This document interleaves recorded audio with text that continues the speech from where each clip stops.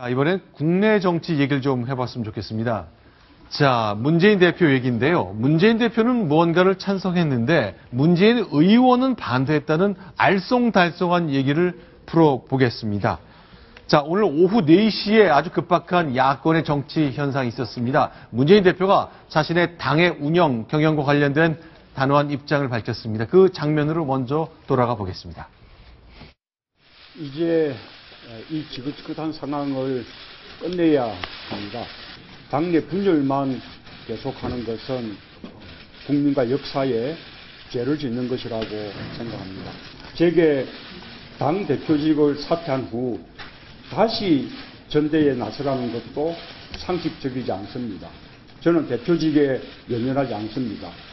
총선 승리를 위해 우리 당이 가야 할 길은 혁신과 단합입니다.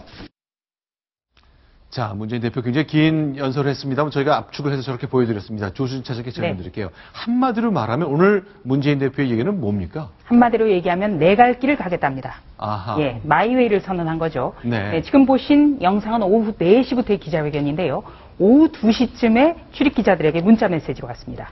오후 4시에 현안과 관련한 입장을 밝히겠다. 네. 이렇게 얘기를 했습니다. 지난 일요일 날 안철수 전 대표가 당 내용을 끝나기 위해서는 이 문 대표가 대표직을 사퇴해야 된다.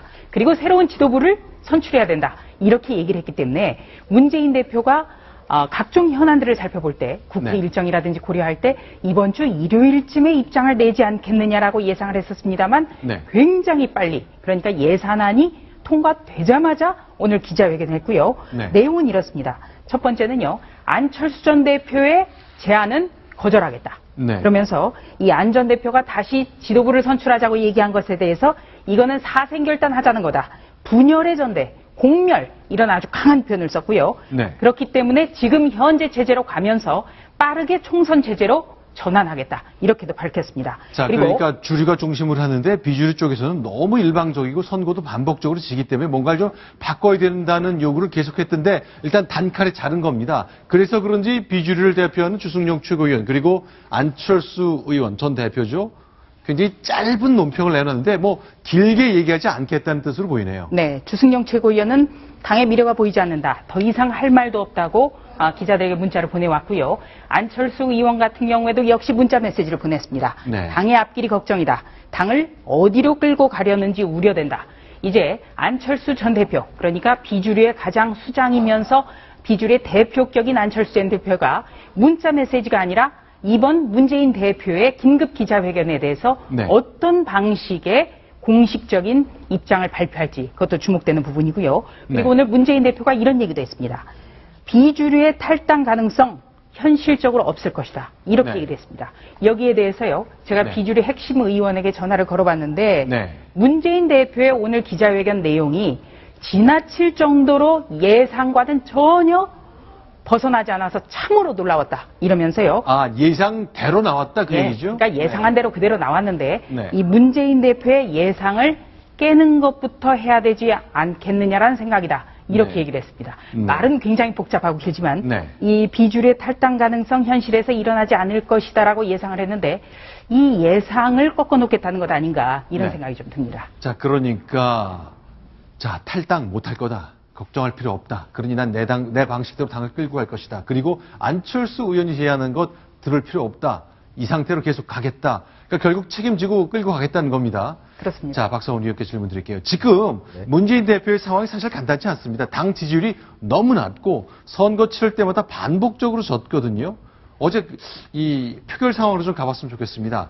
어제 보니까요. 아까 저희가 저 화두에 말씀드렸습니다만 묘한 상황이 나왔습니다. 예산안 표결하는데 문재인 대표가 반대를 했어요. 네. 여야 합의한 건데 네. 이걸 어떻게 해석해야 됩니까? 지금 문재인 대표는 예산안에도 반대를 하고 관련된 예산 부수 법안에도 네. 대부분 그 두 건 빼고는 뭐 반대, 기권, 불참 이런 식으로 사실상 비토를 했는데요. 자, 노란불이면 기권이고 예. 빨간불이면 반대인데 네. 파란불은 절대 켜지지 않고 노란불과 예. 빨간불만 왔다 갔다 하는 거죠. 그렇습니다. 네. 이 지금 이 당의 원내 지도부가 원내대표가 협상을 벌였습니다만 네. 이게 의원총회를 통과한 네. 이런 당의 공식 결정이 난 어떤 처리된 안건들에 대해서 네. 저렇게 줄줄이 당 대표가 사실상 비토를 놓은 것은 굉장히 이례적인 일입니다. 네. 예, 만일에 이 부분이 근데 이 이유에 대해서 이제 문 대표는 뭐라 하냐면 네.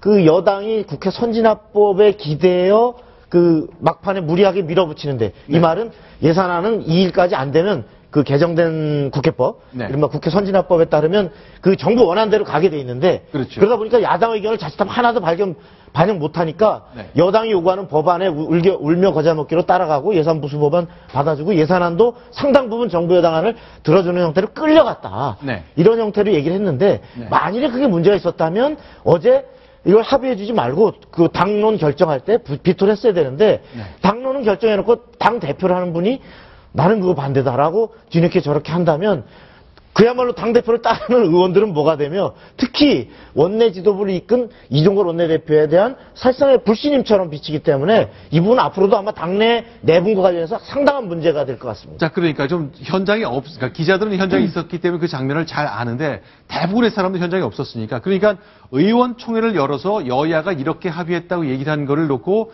자, 이제 동의합시다. 이렇게 정리가 됐습니다. 할 때까지는 찬성을 했던 문 대표인데 실제 표결장에서 반대표를 던졌다는 얘기잖아요. 네, 그렇습니다. 참 이해하기가 어려운데요. 네. 어젯밤에 11시 15분경에 국회 본회의장 입장이 시작이 됐습니다. 네. 이 11시 15분까지 새정치민주연합이 의원총회를 했는데요. 네. 여기에서 문재인 대표는 반대하는 의원들도 설득을 합니다. 여야 합의 사항이니까 우리 처리해야 된다. 이렇게 독려를 했습니다. 야당의 대표로서는 독려를 했는데 정작 문재인 의원으로서는 반대한 겁니다. 그렇다면 이것은 스스로가 대표가 아니라 일개 의원으로 스스로를 전락시키는 거나 다름이 없습니다. 저는 걱정되는 것이요. 앞으로 문재인 대표에게 그럼 어떤 리더십을 기대할 것인가. 마치 자신은 뭔가 독려했지만 빠지면서 해명을 하는 것. 이거는 좀 어떻게 보면 비겁한 행위가 아닐까 이런 비판이 나올 수도 그런데 있습니다. 더 궁금한 건요. 그러니까 표결 직전까지는 당 대표로서 오케이. 여야 간에 합의했으니 이대로 갑시다. 그 의원총회를 주도했어요. 그다음에 자기는 반대를 했습니다. 이것이 다음날 당장도 그렇고 다음날 아침 신문에도 그렇고 방송에서 이런 사실이 알려지면 문재인 대표는 정치적으로 큰 손해를 보는 거 아닌가요? 왜 했다고 봐야 되는 겁니까?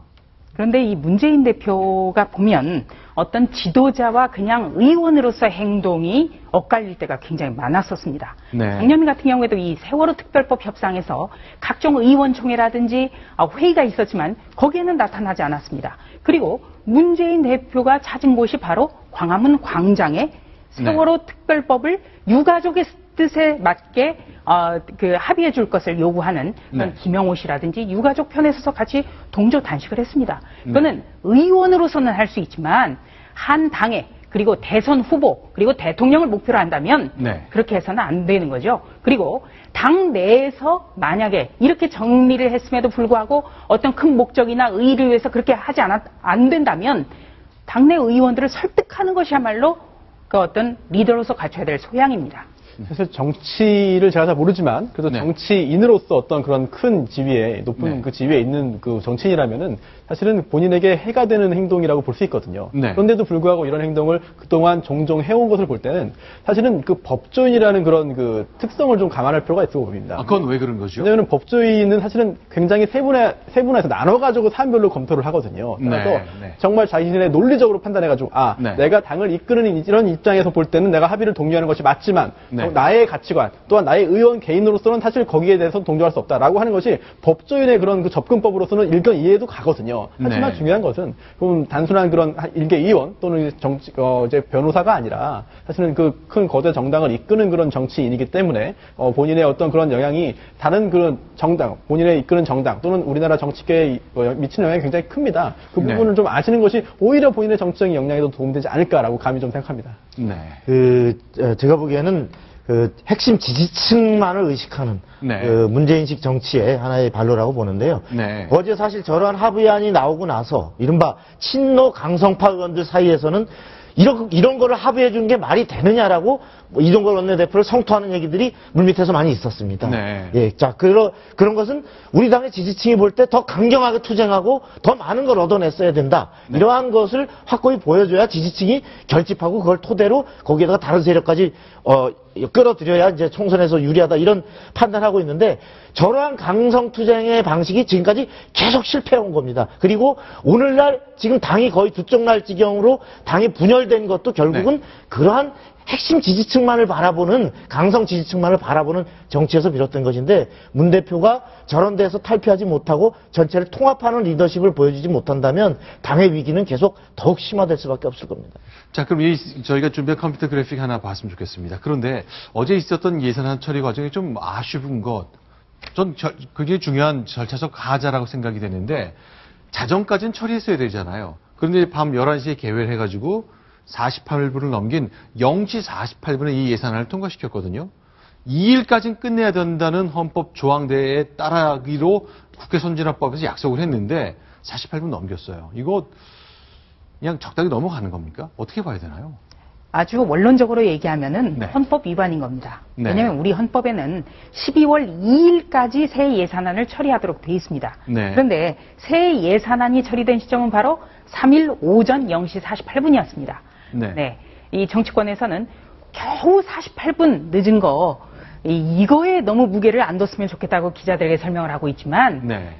이 국회가 어떤 기관입니까? 법을 만들고 법을 지켜야 되는 기관이거든요. 그렇죠. 네, 0시 48분. 그리고 낮에 그 많은 시간이 있었음에도 불구하고 꼭 이런 중요한 일을 할 때 한밤중에 네. 이렇게 처리하는 것, 이 기자들에게도 두고두고 원성을 살 일입니다. 네. 굉장히 힘들었습니다. 자, 많은 약속들이 있습니다만 이거는 이제 법률로 명시된 약속인데 또 헌법도 30일 전까지 하라 그랬으니까 12월 말일이고요. 헌법 정신과 법률 조항 문구를 어겼는데 48분 가지고 뭘 그러냐라고 얘기한 것이 현재 여의도 국회의 수준이라고 저는 생각을 합니다. 문제 제기를 별로 할 수가 없겠네요. 이미 다 지난 걸로 생각하고 이런 얘기에 귀 기울인 정치인들이 얼마나 있을지 잘 모르겠네요.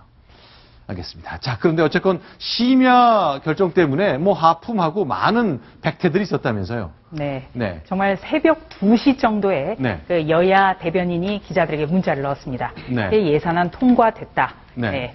뭐 이런 식으로 자평을 했는데요. 네. 지금 의원들이 보니까 굉장히 하품도 하고 힘들어하고요. 네. 어제 같은 경우에는 계속 늦어지면서 자정 가까이에는 이 본회의장에 치킨과 콜라도 들어갔었습니다. 네. 그러니까 결국 늦게까지 할 걸 대비한 건데 저희가 사파로 그린 게 하나 있습니다. 이거는 김무성 대표 얘기인데 이게 무슨 얘기인가요? 네, 바로 어제 오후 4시쯤이었는데요. 네. 예, 국회의 한 사진 기자가 네. 자신의 딸과 화상 통화를 하고 있었습니다. 아, 휴대전화로요? 네. 근데 화상 통화를 한 걸 보고 김무성 대표가 오면서 딸한테 이렇게 얘기를 하는 겁니다. 네. 아빠 오늘 늦게 들어간대. 네, 부산 사투리로 얘기를 했는데 네. 그만큼 여야 협상이 지지부진하기 때문에 네. 자정을 넘겨서 아빠가 들어간다라는 점을 암시한 거죠. 자, 오후 4시 현재였습니다만 이때만 해도 잘 뚫릴 기회가 안 보였던 상황인 거죠. 그래서 결국 이맘때쯤이지만 자, 사진 기자인 아빠가 오늘 절대 일찍 들어갈 수 없다는 것을 어린 딸에게 지나가면서 한마디 툭 던진 장면이 기자들 눈에 포착된 바 있습니다.